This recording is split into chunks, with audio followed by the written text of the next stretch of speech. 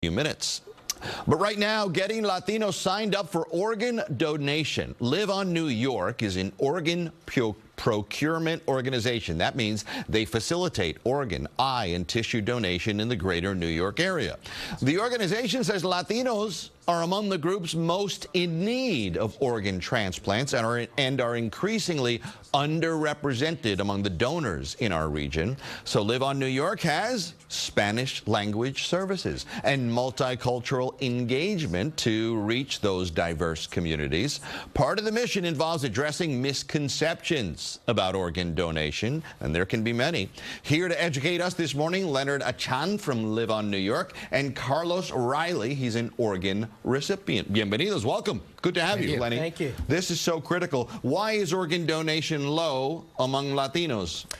You know, over time, a lot of myths and misconceptions across so many communities, and we just need to fill in the blank, right? Okay. Misunderstanding, some thoughts out there that over the last 4 or 5 years we have debunked a lot of, and the Hispanic Latino community stepped up pretty significantly. So we've seen 50% increases over 4 or 5 years, but there's still a very big need in underrepresented. What's a typical misperception, particularly among the Latino community? Sure. You know, my religion may not support organ donation. Okay.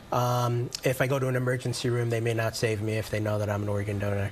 Those are two of some of the biggest ones. Complete fallacies. Complete fallacies, yes. Absolutely. So spent a lot of time in the community, engaging with the community and filled in those blanks, and the community stepped up, but there are still so many New Yorkers on dialysis, which makes about 80% of that list. Yep. So many of them are from underrepresented groups, including Hispanic and Latino. Before I get to Carlos, one more question. Why is the need for organ donors higher for Latinos?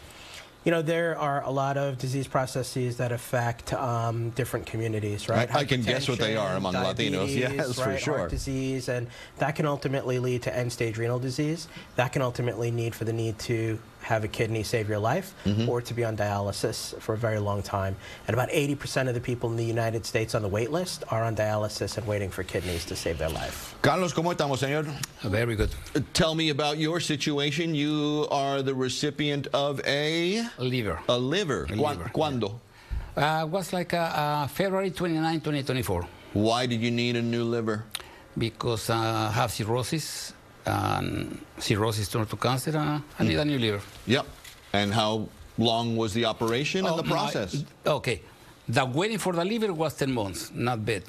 The operation was 20 hours. Was 12 hours in surgery and recovery time, 20 hours under anesthesia. Okay. But after that, you woke up, you recovered, and you're doing all right. Yes. Yes. I'll ask you if you've met the donor family in just a second, but I want to get back to this man right here. I know that solely you talked about organ donations and the lack thereof within the Latino community.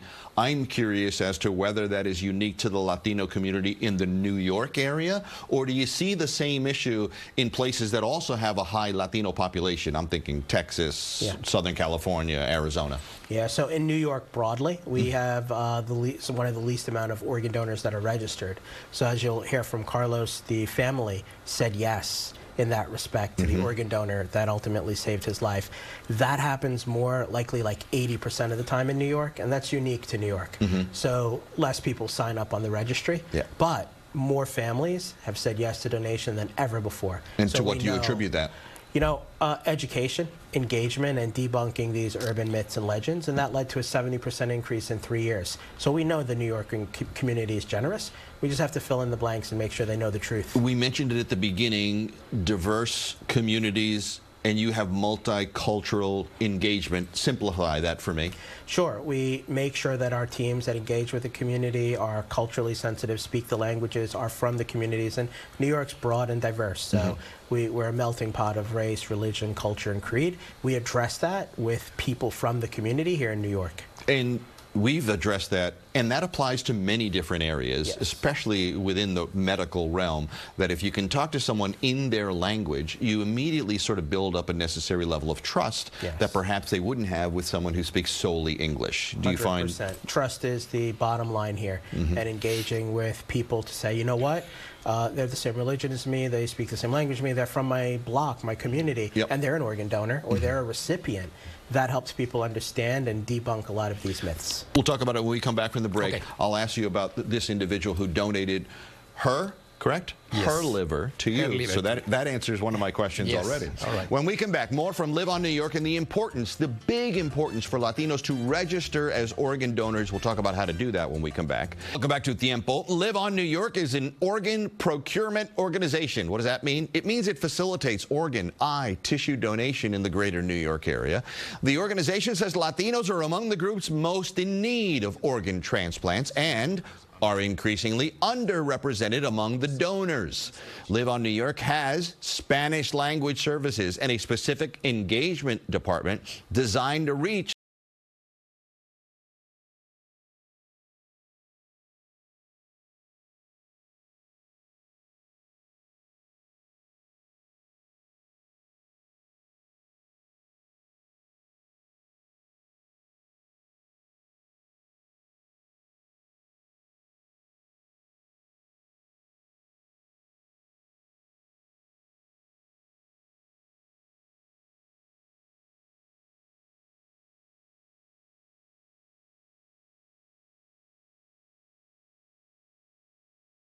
them, and still in contact with them. Yes. They are really close to me, and we have Saturday we are going to St. Patrick's Cathedral. Sí. Yeah. Pero ese momento emocionante, ¿verdad? Yes, it was in all the news. It was on all the the news. channels. Yes. Yes, Okay. it was a great thing. As a matter of fact, Is there any way that you can express the level of gratitude that you have to the family for the life-saving gift that you got? they asked me that question before, and my answer is no. No. There is not enough words or not enough whatever you can give them Yep. to thank you for saving your life. That's like a priceless. So, Yeah. no. And then the families, how do they feel? The Rossi family, in this case, 72-year-old great-grandmother, grandma, mom from Long Island. She passed away. She Why? passed away for a host of issues that brought her into the ICU Okay. and ultimately passed away. The families, when we sit with them, and there are hundreds of these families that we get to listen to, they have a legacy, and they know and feel that their loved one has lived on, but Yeah. saved a life. Yeah. And there's meaning there. And that's what we've learned through that process. It's beautiful. And the legacy and the meaning of that individual lives on in another temple, if you will. Absolutely. Correct? And New Yorkers saved the lives of over 5,000 people in the last 4 years. Very quickly, share with me, remind the audience how many people can benefit from one person who decides to donate his or her organ. Sure, up to 8 people in the case of an organ donor, but 75 to 100 for tissue donation Okay. can benefit. And But just saving lives, 8 people for organ and run down the list quickly of the organs. Sure. Heart, lungs, kidneys, liver, intestines. Yeah, and then on tissue, Yep. you've got eye, bone, heart vessels, skin, right? So burn victims, cancer victims. So many of your members may go to the dentist and Yes. have benefited from a Okay. tissue donor. Detail the importance of discussing organ donation with your family before a critical medical emergency arises. Yeah, in the New York City metro region, about 80% of these circumstances are like Carlos. Families said yes.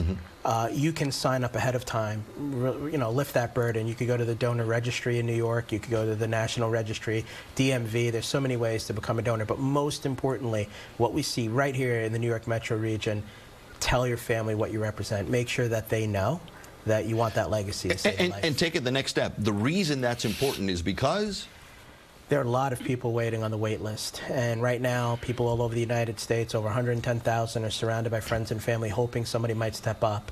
And there is the ability to live on through saving a life so that they may live on. And I'm going to take it one step further, because you don't want that moment of indecision when a loved one passes away and they talked about being a donor, but they never really put it on paper. It's and very now difficult. it's very difficult for the family to reach a decision like You're walking into that moment that your family member is told, and they have this question to say yes or no to. But New Yorkers have said yes a lot. Help your family member by signing up ahead of time. Carlos, do you feel that at this moment now that you've become a big advocate for organ donation? Do you find yourself talking to family, friends, amigos, compañeros? Yes, I try to spread that word, and everybody that knows me, they already know what happened. Yeah. So they participate. As a matter of fact, my wife is one of them, and all my family is still in the list for donors. Yeah.